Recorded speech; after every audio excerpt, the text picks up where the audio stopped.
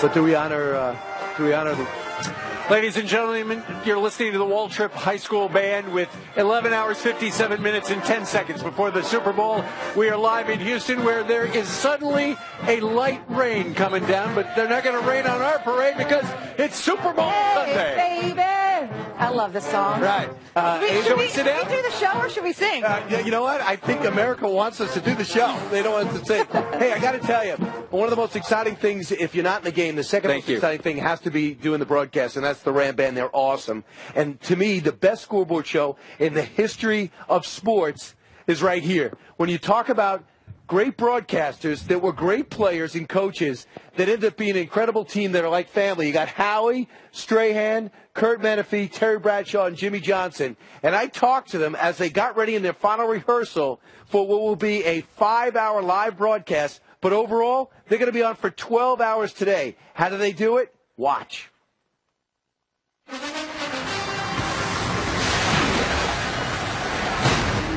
dun, dun, dun.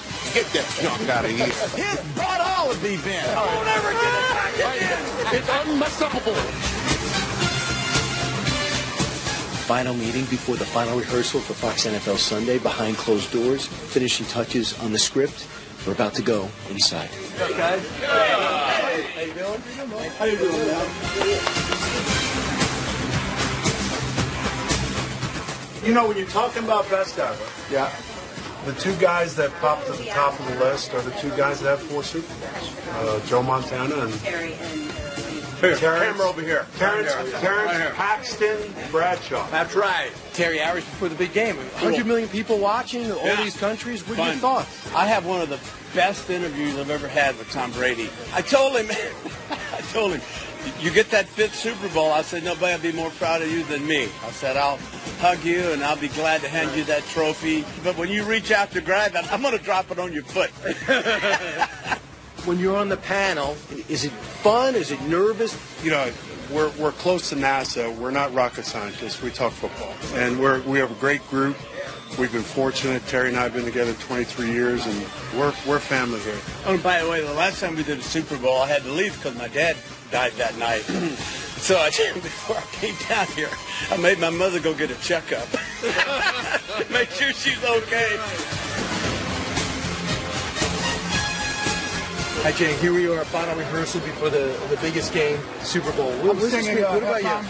You are not singing halftime. What do you mean? Why is that Lady Gaga is jumping from the ceiling at halftime. So I'm out? You're out. Where do you see your role here? It's my job to give everybody a behind the scenes look, kind of pull the curtain back, tell you what's really going on. And I know you're going to pull it off big time Sunday. Absolutely, that's my job, right? All right. Come up big. You come up big. Everybody, it's everybody's Super Bowl. Yeah, not just those two teams out there. It's got to be our Super Bowl also. We got to come up big. What's going through your mind with 100 million people about to be watching what you did? When you're doing your show, once you get going, it's almost like being a football player. They say when you take that first hit, then it becomes just another game. Once you're on the air and you get to that first commercial break, then it's just another show. You know, if you told me when I was 12 years old that I'd get to do this for a living, I'd be done right there, man. The vice president will be here, and Bush 41 will toss out the coin. What do you think will happen as he sits here in Houston? I think being around those guys would be like being around Bradshaw. You know, I mean, it's just royalty no matter what. I mean, I think he's a guy, I think no matter your politics, no matter which way you lean, everybody knows. Nice man, lovely man, great family. And so I think this place is going to just blow up once he comes out here. As a broadcaster, what's the challenge? I don't know. It's weird. You have a job, and I know it's tough. But when you work with the right people, it just works. It goes too fast, to be honest with you. I'm not stressed.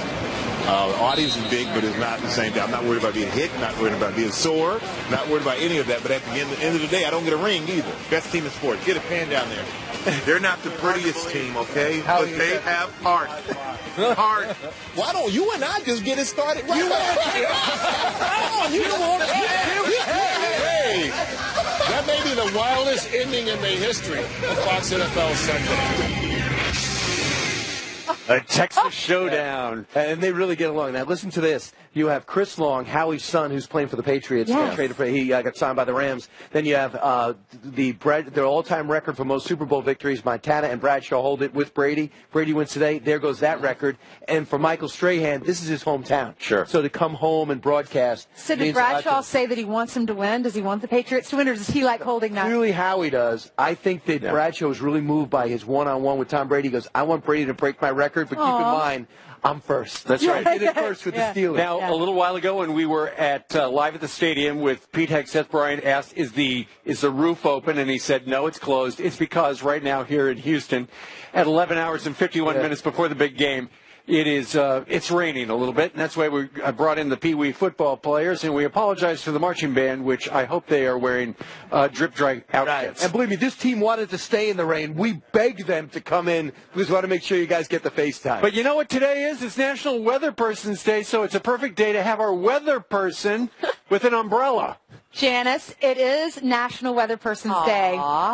So we wanted to surprise you and tell you we love you, congratulations, and we want to honor you and celebrate you today because you do such a great job. That's very kind. I apologize for the rain, though. That's not a good thing. Thank goodness I brought my umbrella because that wouldn't look like a good thing if the weather person didn't know it was going to rain today. That's right. We are seeing on and off showers, unfortunately, in the Houston area. That's going to be ongoing because we have the southerly flow. I mean, yesterday we were talking about temperatures in the 40s. Today we're talking about temperatures near 80 degrees, your daytime high.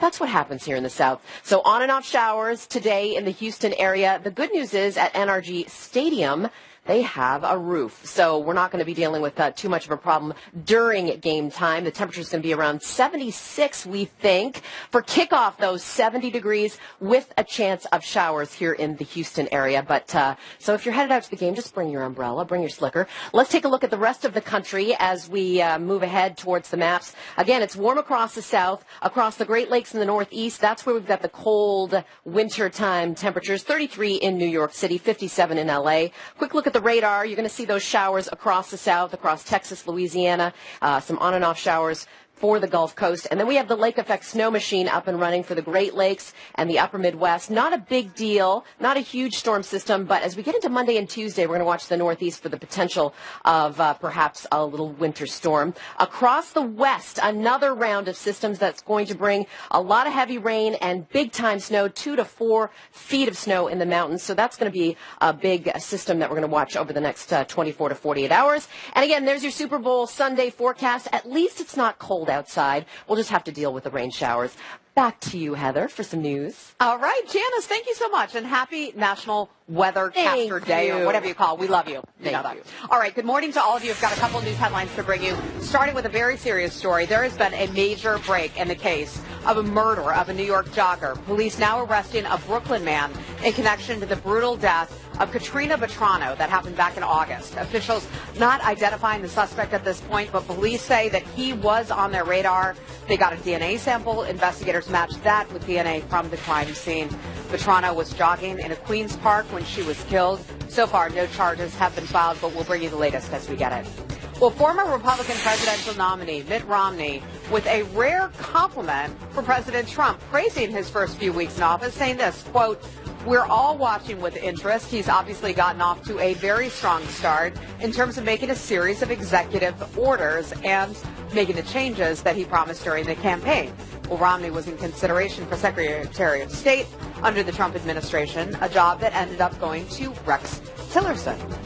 And a liberal arts college now giving preference to refugees in defiance of President Trump's blocked immigration halt. Wheaton College, that's in Massachusetts, offering a new refugee scholarship reserved for students from 7 Middle Eastern nations included in that executive order.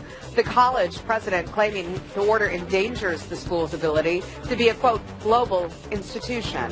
So giving those free scholarships away to foreigners, not necessarily to our students. Yeah, but you know what? It's not a problem. If you want to do a refugee, you just want to make sure they're screened. That's all. We just want to make sure that we know who they are. Brian is college these days. Yeah. There you go. You're right about that. Right? Heather, thank you.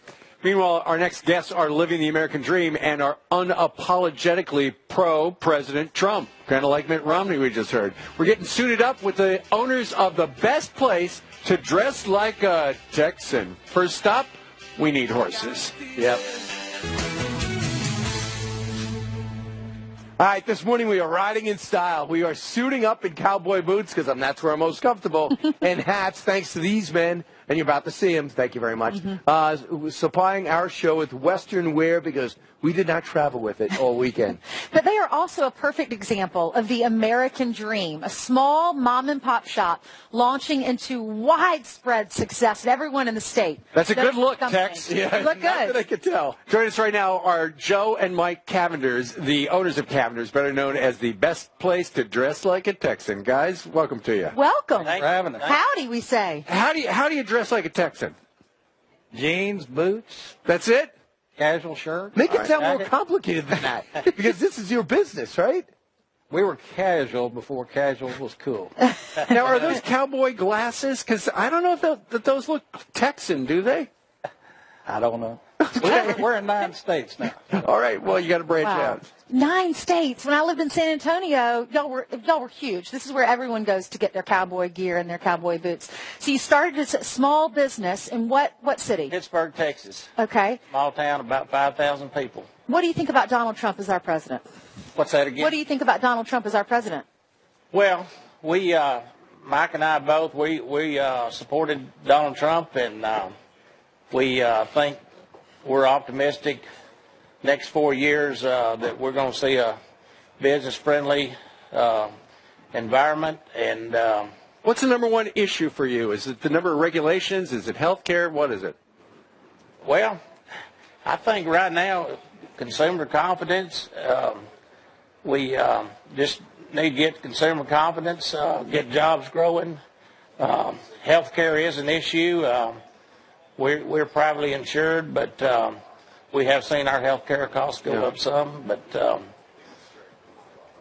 yeah, you just want to go. You want to get to the point where you can do the best you can do to be successful. You don't want government at any level standing in your way, and that's what I think Donald Trump is getting out of his series of meetings with small business owners, CEOs of major companies. And do you feel as though someone's listening? And Linda McMahon, as Secretary of Small Business, will be responsive? I think you've got a businessman as president now, and I think he will do common sense methods. Which is something we haven't. You know, the other thing about Donald Trump is he's actually run something. We've had presidents who never ran anything. I agree. He's a businessman surrounded with a smart team of people, and they're going to run it like a business. Immigration's been a big topic this week. What do you think about the wall? Do you like that idea? You know, I think it's refreshing that we are talking about immigration, and I'd like to see something get resolved on it. By and large, the immigrants here are good people, hardworking people, and I'd just like to see something get settled on it, and instead of kicking the can down the road like we've been doing for the last 20 years. It's such an important point you made. They're hardworking people. All we want to do is make the whole immigration system simpler for people to come here quicker and make sure who they are. But you can't do it unless we have border security first, and then we accelerate the admission of people who want to do the work. Right. And, you know, Mexico's our friend. We got great trade relations, our business with a lot of Mexican companies. Most of our suppliers are located here in the United States, but there's a lot of trade between U.S. and Mexico. Sure. So, you know, there is concern, but I think there'll be middle ground, and NAFTA's been around 25 years. Well, maybe it's time that it's re-examined and make some adjustments, but I think something positive will come out of it. Do you think there's any way I'll ever look right in this outfit? Because you look good in that hat. Yeah, you're looking good. That's a guy that just wants to make a sale. I think that's all I'm saying. All right, Mike, thank you very much. Thanks for having us. Great. Sorry about the rain. That's okay. Thank you so much, guys. Great to see you. All right, coming up, our Texas size celebration continues as Texas Congressman Pete Sessions. Look at that. He's inside, away from the rain. He's joining us coming up very shortly. Good morning to you, sir. I feel like Chuck Man cave. the rifleman. That's what I feel like. Okay. Well, I think we know what we're all going to be doing at 4 o'clock this afternoon. We're going to be watching Fox broadcast. It's the pregame show for the Super Bowl. It is when whoever the network that is broadcasting the Super Bowl one of their lead guys gets to interview the president. Today it's Bill O'Reilly, 4 o'clock with President Trump. Yeah, he talked to him about different issues. We played the first hour, him talking about Vladimir Putin and what's going on in Russia. But as we know on the campaign trail, Donald Trump talked about building the wall and getting the illegal immigrants who have committed crimes in this country out. And when it came to voting, he believes the reason he lost the popular vote is possibly millions voted illegally. That was the question that came up with Bill O'Reilly. Is there any validity to the criticism of you that you say things you can't back up factually? And as the president, if you say, for example, that there are 3 million illegal aliens who voted, and then you don't have the data to back it up, some people are going to say that's irresponsible for a president to say that. Is there any validity to that? Many people have come out and said I'm right. You know that. I know, but you got to have data to back that up. Let me just tell you, when you see illegals, people that are not citizens, and they're on the registration rolls, look, Bill, we can be babies, but you take a look at the registration. You have illegals, you have dead people, you have this. It's really a bad situation. It's really bad. It's worth looking at. Sure. Worth looking at. Although I heard a couple of days ago that is no longer a priority for the Trump administration. They're putting that on the back burner. They got plenty of other stuff to be. So they're not even moving forward with the investigation? Doesn't sound like it's a top priority at this point. All right, I heard meanwhile, Bill O'Reilly's interview tonight, and tomorrow he'll have more on his show on Monday and Tuesday, I guess, or actually on Tuesday when Bill O'Reilly comes back, because he'll have, of course, an extended interview with Donald Trump. Sure. And I guess Bill could come out and watch the game if he wanted, because he's done the interview. I think Bill O'Reilly's going to be on this show today. Yeah, calling in. Yeah, he's going to be on the show today. Talking about that. We would call that being on the show. Right, but maybe we could ask him. But I'm saying, physically he could be in Houston if he wanted to. Yes, the interview out of him. It's America. All right. Good point. Look who's hanging out in our man cave.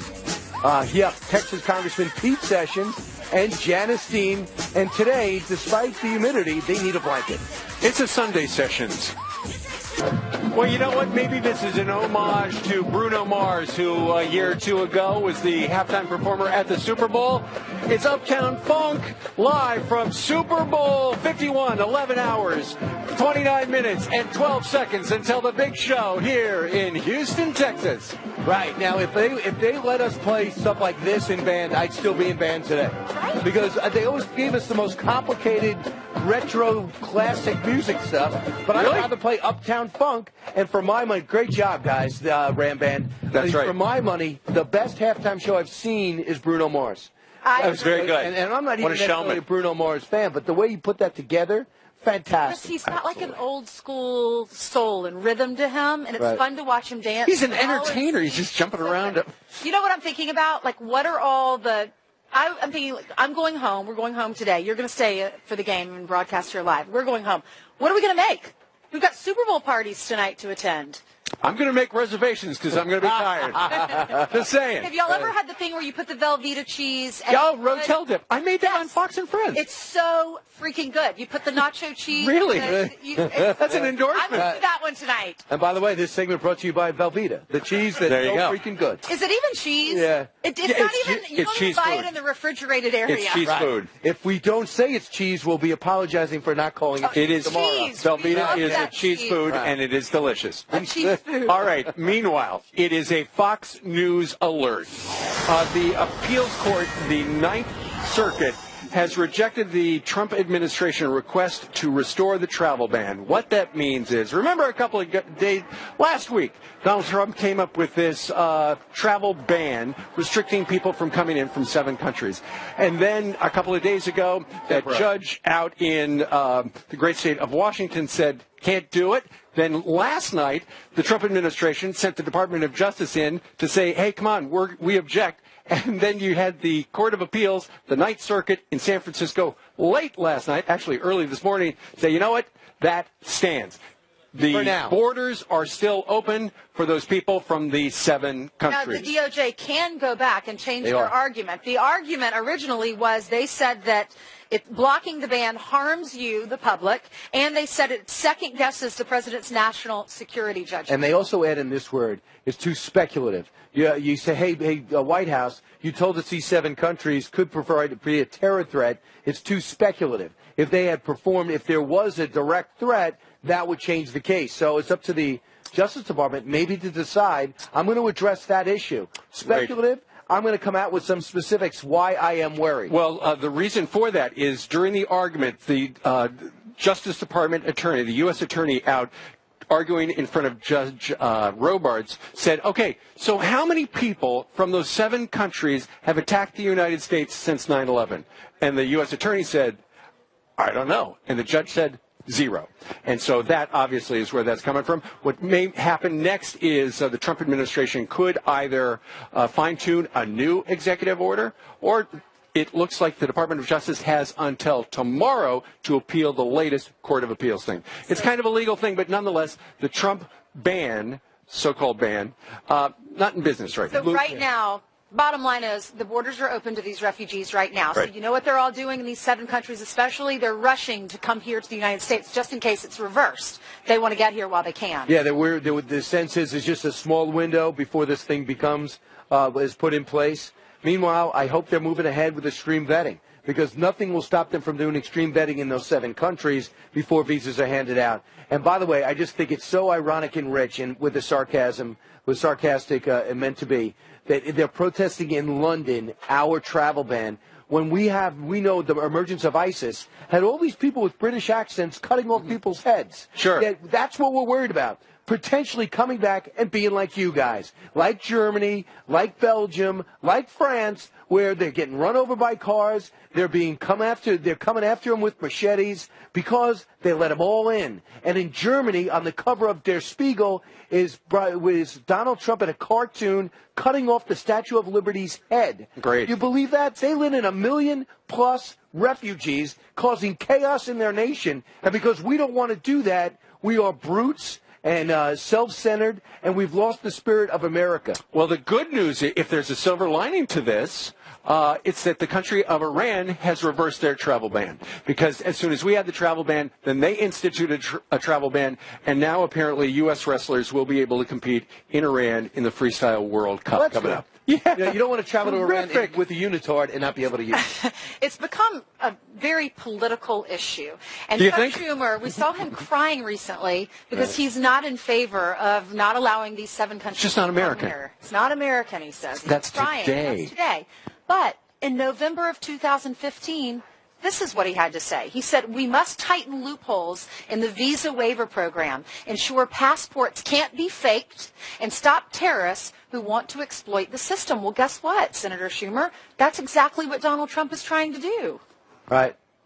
Yeah. All right. And by the way, just to reiterate my point about the magazine. Yes. The world has had protests in Australia, who are our good friends, but they were protesting Donald Trump in Australia, and they were protesting him in London. And in Germany, they're also outraged by Donald Trump's presence. This Der Spiegel, which is the number 1 outside the Stern news mag. Why do I know so many magazines? I have no idea. But this is their number 1. This look at is that. so abhorrent. How abhorrent is that? In a country that's overrun with refugees who they have no idea who they are and what they intend to do, they make us look like You were talking barbarians. about this an hour ago, and now I'm when you outraged by actually this. look at it, But look that's at awful. Look at the image on the right from Village and the target, and it said at the bottom, why not? Well, listen. Inviting an assassination. That's just so inappropriate. I was talking to someone yesterday. That's an Irish magazine. I was talking to someone yesterday, and she's European, and she was saying the reason is because the mainstream media, if you turn on any of the news outlets overseas, they're all talking about how much they don't like him. So it's biased media. Well, of course.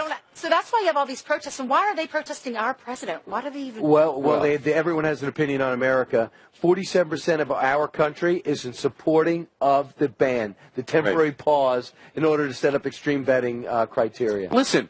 Ultimately, what's going on is Donald Trump, you got to figure he's down in Mar-a-Lago right now. He's probably watching us, watching all the channels, trying to figure out what to do next, because he's only been President of the United States for 2 weeks and 2 days, and he's gotten so much done. He's probably trying to figure out how to get around this judge out in California at this minute. So that's the beauty of a Fox News channel, because we've got the live news all day long, and with this White House, the news changes all day long. Absolutely. Meanwhile, Heather Nauert knows that. She's got the latest breaking news from around the world. Hey, Heather. Hi, I certainly do. Good morning. Good morning to all of you. Iran, as we talk about around the world, blatantly defying the United States once again, carrying out military exercises that included ballistic missile launches and also cyber warfare tests That's the latest power move in that tug of war, which started with a failed missile test last week, followed by a new round of economic sanctions from the White House. Iran's military now threatening, quote, if the enemy falls out of line, our missiles were poured down on them, end quote. President Trump refusing to take any action off the table. More on this as we get it. Well, another weekend, another protest, but they were not all against the president. Some protesters did go after the president's immigration order. Take a listen to this.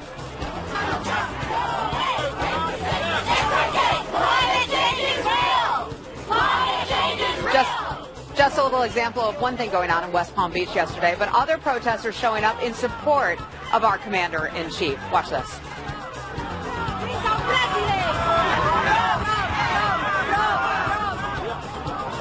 She said, he's our president. Police making no arrests down there in Florida. Well, this is a Fox News alert on this Sunday morning. Motion denied. Overnight, an appeals court out in California turning down the White House efforts to keep that temporary travel restriction in place.